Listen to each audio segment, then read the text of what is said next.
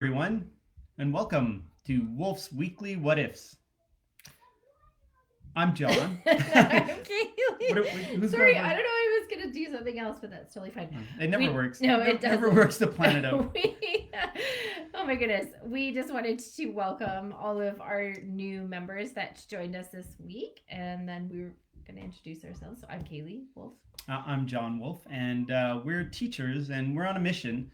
And our mission is to educate as many people as possible about ADHD and hopefully give you guys some tips and tricks and strategies to use with your ADHD student or child, just to get a better understanding. Because I feel that ADHD is a very misunderstood thing, and I think we can do something about it. So we are asking this week, what if your student could, what if all your students could understand the instructions?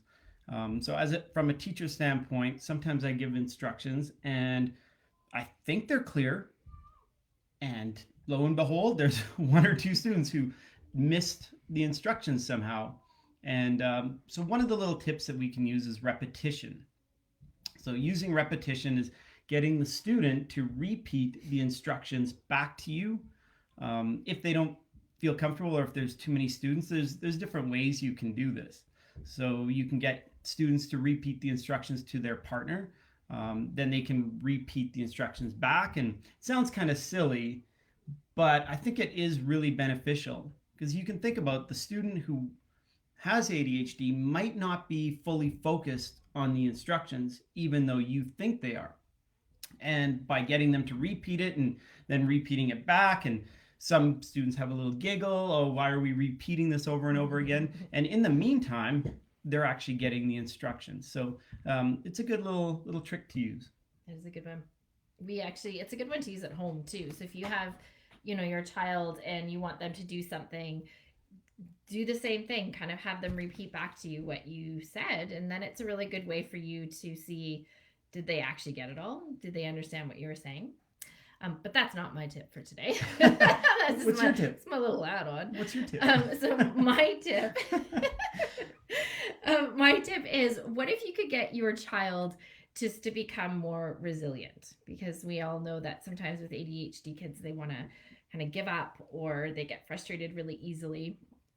So for children, their well-being and their resilience actually depends on adults in their life kind of emphasizing and focusing on their strengths. So a great way to do this is to create a list of all of their strengths and all of kind of their positive attributes that kind of go along with ADHD. I mean, them as a whole, but kind of focusing, what are some really great things about them in regards to their ADHD that are, really positive, and what kind of their strengths are.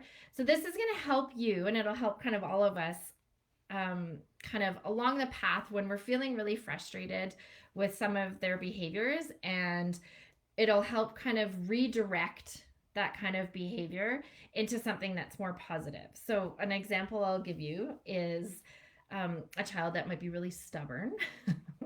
We don't know anyone. We don't know anybody like that. So a child that might be really stubborn, and if you're kind of redirecting that behavior later on in life, when they get a little bit older and they get a little bit more mature, that stubbornness and their behavior will kind of it'll benefit them in the end, because they'll be tenacious.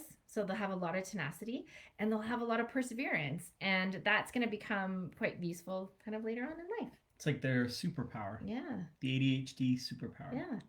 So there are some really great things about them. Some will be really obvious, like they're super creative, or they've got, they're lots of energy and really active, and others you're going to have to try and stretch it out. But try it tonight. Just make a list of all their strengths and all of their positive attributes, and that'll kind of help you focus a little bit later on when you're feeling a little bit frustrated and kind of at your wit's end.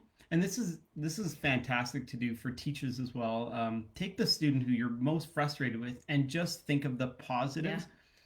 Yeah. It changes your perception of them. It changes how you interact with them, and then they reciprocate. It's amazing. Yeah. It's great. Yeah. It's a good tip. Yeah.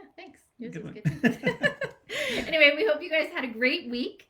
We will catch you back here again next Sunday. But like we do, we will pop in throughout the week as well to kind of give some little extras that come to us as we go along. But anyway, thanks again. Did we welcome all the new members? Yeah, we did already. All the new. Okay. Yeah, we did. I forgot already. It's my It's ADHD. his ADHD. That's why I take notes. Yeah. More on that in a future Yeah. episode. Have a great week, everybody. Bye. See ya.